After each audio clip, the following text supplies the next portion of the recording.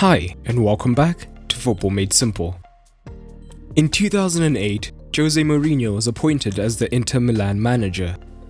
In his debut season, he led the club to the Scudetto, as well as the Supercoppa Italia, an impressive debut season by most managers' standards.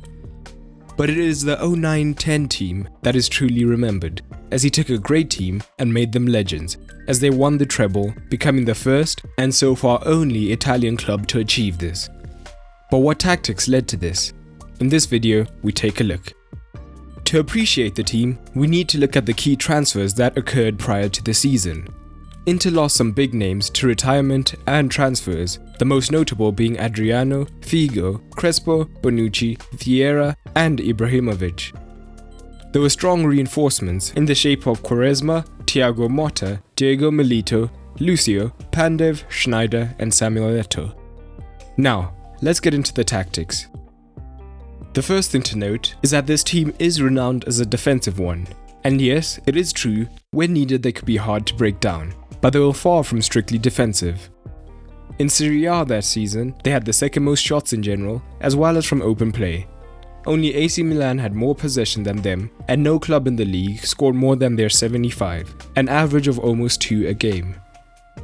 But in the Champions League is where things were different. Their possession dropped by 10% to only 44%, making it the 17th best out of 32 teams. The shots per game dropped by almost 25% to 12.5, only being the 21st best in the competition. Despite getting to the final, they only scored the 7th most goals, at just over 1 per game, almost a goal less than their league performance. So in many ways there were two distinct Inter Milan teams, and this difference also shows up in how they lined up. In the Serie A, their preferred formation was the 4-4-2 diamond, coming through in just over half of their games, followed by the 4-2-3-1 in 26% of games. In the Champions League, that flipped to 4-2-3-1 in 46% of games and the 4-4-2 diamond in 30%. Let's first look at the Serie A 4-4-2 diamond formation. Their preferred personnel looked like this. Let's dig into the build-up play. Where ball-playing centre-backs were becoming dominant, Lucio and Samuel were still more traditional centre-backs, keeping it simple with short passes and not being too adventurous in their distribution. To combat this lack of progression, the midfield became more crucial, with Cambiaso and Thiago Motta providing options, and both had the same average passes per game. Cambiaso was often the deeper lying, but often teams would aim to negate him, so Thiago Motta would be a secondary outlet option. At the same time, Stankovic was more offensive and could aim to push the midfield deeper to grow the space. He was originally an attacking midfielder and was comfortable in these regions, but was versatile and able to do it all in a box-to-box role. Wesley Sneijder, though, was the hub of the team and granted almost complete freedom. In matches where the midfield was overloaded, he would drop deep and provide the extra man to outnumber the opposition. In fact, he had the highest passes per match for the team, showing he was far from a luxury player or just one to put the icing on the cake. When they progressed into the final third, they had a variety of ways to create chances. On the right-hand side was Maicon. He was in his prime and one of, if not the best right-backs in the world, certainly in an attacking sense. From deep, he was a constant passing outlet when the midfield was crowded. His passing range meant that he could often look to arrow a ball into Schneider or any of the forwards from high. In fact, he had the highest passes per game for the team. But his greatest strength was marauding down the flanks, as he was capable of dominating the entire flank and getting the crosses in, with his low whip deliveries into the forwards being deadly. And his 11 assists in the league were almost double that of Inter's second best assister. When he ventured high up the pitch, Stankovic could drop deep into this region as a defensive cover, or even look to overlap Maicon if he was held up. Schneider would drift across to provide an inside option. Although the right was their more productive wing, the left could be dangerous as well. In this formation, Zanetti was given more license to advance high up on the left-hand side to provide a wide option, but often he chose to stay deeper. Mourinho often played Sulley Muntari in this left central midfield position. Muntari was dynamic, and from here he could often push into the wing area when width was needed and potentially cross on his left foot. Crucially, in this formation, Eto'o started on the left. and as Milito was an out-and-out forward, it was up to Eto'o to move wide and create wide overloads. If Mourinho had particularly identified the wide areas of the opposition as a weakness mid-match, the same personnel could easily shift to a 4-2-3-1, with Eto'o moving to the left wing, Stankovic to the right wing, and Cambiaso and Motta now anchoring, allowing themselves to overload the wide regions. But down the centre was where most of their goals were created. Sneijder thrived in this attacking midfield role, and when he got the ball in these areas, Eto'o and Milito could either make opposing runs to get one of them in on goal. But just as easily, they could make split runs to stretch out the defence with their great movement, giving them opportunities in the box. If the defence sat off of him, Sneijder was not afraid to have a strike from range. In fact, he averaged the team's highest shots per game with 3.5, and just about 2/3 of those were from outside the box. But of course, this is a Mourinho team, so defence was of the essence. Occasionally they pressed higher, but usually they dropped deep. During this period of time, most Serie A teams looked to attack centrally, and as such, the diamond was incredibly effective in clogging up the centre.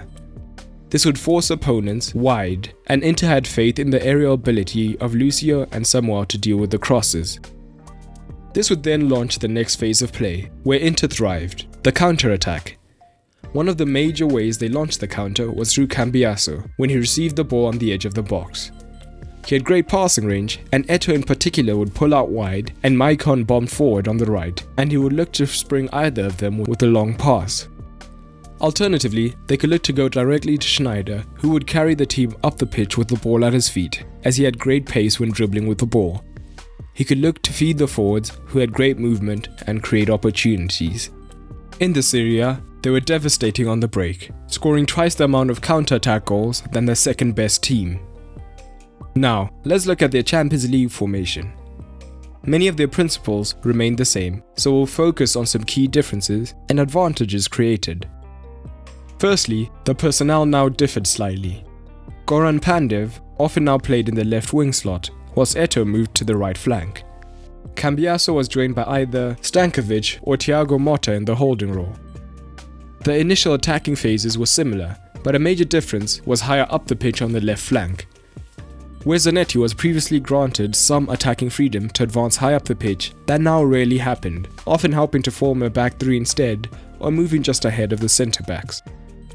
This meant that Goran Pandev now tended to hug the touchline to provide the width.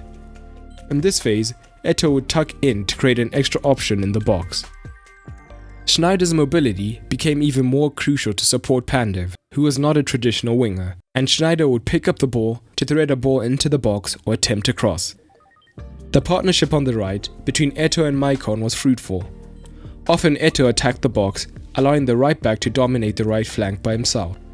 But Eto'o had defensive intelligence and often held his position when Maicon overlapped in order to provide defensive solidity. But this formation was particularly effective for his defensive plans.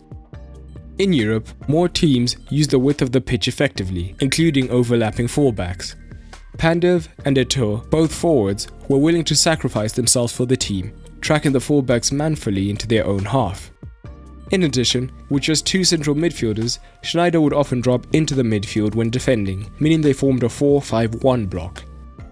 They were effective with their zonal rather than man marking, ensuring that few teams were able to get into dangerous positions. The two sides of Inter Milan were shown effectively against Barcelona in the Champions League. In the first leg, a 3-1 home win, Inter Milan were at their attacking best, taking the game to Barcelona and dominating. Away at the Nou Camp, they opted to hold on to what they had, defending deep after getting a man sent off. Barca completed 555 passes and Inter just 67, with only 14% possession, and despite that, they limited the Catalan club, and although they lost the leg, they progressed on aggregate. This was the dichotomy of Inter, as even without the ball they were comfortable. In a time where it was thought possession was king, Mourinho showed another way. Much like the legendary boxer Willy Pep, who once won a round without throwing a single punch, Mourinho showed that dominating a battle didn't necessarily mean attacking relentlessly. The same level of control could be found in defensive phases. In the end, Inter scored the most Serie A goals and conceded the least, showing both sides to their game, much like they did in the Champions League. It was a classic team with a unique style and not often praised. But what did you make of the team? Was this Mourinho's greatest team? And if you enjoyed this, check out our other classic teams like United 07-08, The Invincibles, and Klopp's Dortmund. But that's all for today, and remember, keep it simple.